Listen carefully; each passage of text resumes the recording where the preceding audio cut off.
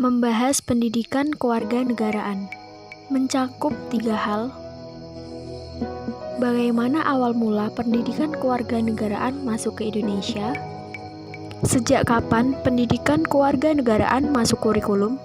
Bagaimana implementasi dari pendidikan kewarganegaraan dalam kehidupan sehari-hari? Mari kita cari tahu, simak video ini sampai tuntas.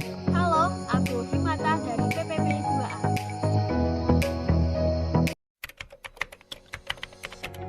Pendidikan kewarganegaraan berkaitan erat dengan civic, yaitu dari Yunani kuno untuk mempraktikkan demokrasi langsung untuk membangun suatu negara atau kebijakan kota. Civic dikenalkan di Amerika Serikat pada tahun 1970 dan perkembangan pendidikan kewarganegaraan sendiri di Indonesia tidak luput dari pertumbuhan education civic di Amerika Serikat. Nuansa pendidikan kewarganegaraan di Indonesia datang pada masa Orde Baru, namun hanya mengarah kepada moral saja. PKN resmi dimasukkan dalam kurikulum pada tahun 1968. Namun, PKN ini diubah menjadi Pendidikan Moral Pancasila pada tahun 1975.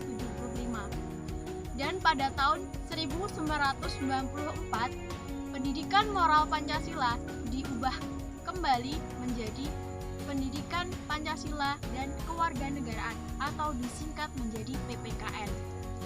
Namun pada masa reformasi, Pendidikan Pancasila dan Kewarganegaraan ini diubah kembali menjadi Pendidikan Kewarganegaraan. Dihilangkan kata Pancasila karena dianggap sebagai produk Orde Baru. Tak lain tujuan dari pemerintah memasukkan pendidikan kewarganegaraan adalah agar warga negara cinta tanah air. UU nomor 12 tahun 2012 pasal 35 ayat 3 menjelaskan bahwa mata kuliah kewarganegaraan mencangkup Pancasila. Undang-Undang Dasar Negara Republik Indonesia tahun 1945, Negara Kesatuan Republik Indonesia dan Bhinneka Tunggal Ika untuk membentuk mahasiswa agar memiliki rasa kebangsaan dan cinta tanah air. Menurut Kemendikbud nomor 22 tahun 2018 tentang pedoman upacara bendera di sekolah, upacara bendera di sekolah merupakan salah satu upaya untuk mewujudkan tujuan pendidikan yang mencangkup nilai-nilai penanaman sikap disiplin, kerjasama, rasa percaya diri, dan tanggung jawab. Dengan begitu, hal ini dapat mendorong lahirnya sikap dan kesadaran berbangsa dan bernegara serta cinta tanah air di kalangan peserta didik. Tujuan pemilu adalah untuk menyeleksi para pemimpin pemerintah, baik eksekutif maupun legislatif, serta untuk membentuk pemerintahan yang demokratis, kuat, dan memperoleh dukungan rakyat dalam rangka mewujudkan tujuan nasional sesuai dengan Pancasila.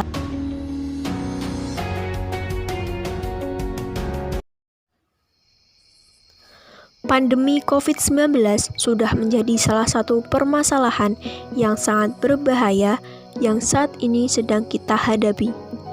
Adanya pandemi COVID-19 membuat kita sebagai masyarakat yang sebelumnya dapat melakukan pekerjaan, bahkan komunikasi secara langsung, dapat terhambat dan juga tidak diperbolehkan melakukan segala kegiatan secara langsung.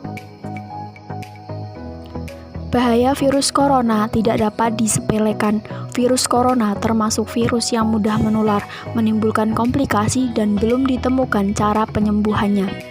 Kewaspadaan diperlukan dalam memahami suatu penyakit, termasuk kasus COVID-19 yang saat ini masih meningkat di berbagai negara. Ada beberapa bahaya virus corona dan resikonya yang patut untuk dipahami dengan seksama. Yang pertama, COVID-19 menimbulkan berbagai komplikasi penyakit hingga kematian. Yang kedua, penularan virus corona baru cenderung mudah terjadi. Yang ketiga, belum ada obat yang disepakati untuk menangani COVID-19.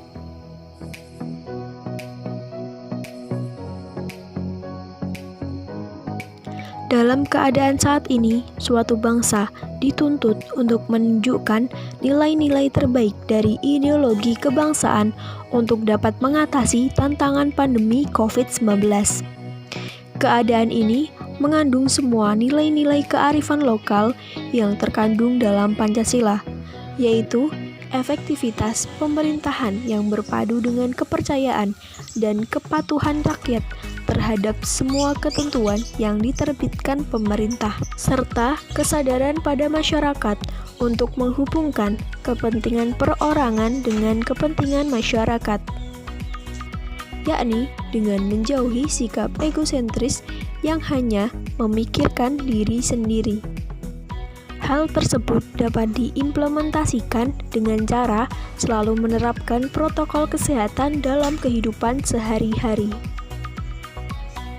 Teman-teman tetap patuhi protokol kesehatan ya, karena di era pandemi kali ini hal yang bisa kita lakukan, implementasi pendidikan kewarganegaraan bisa kita lakukan dengan cara kita menjaga protokol kesehatan.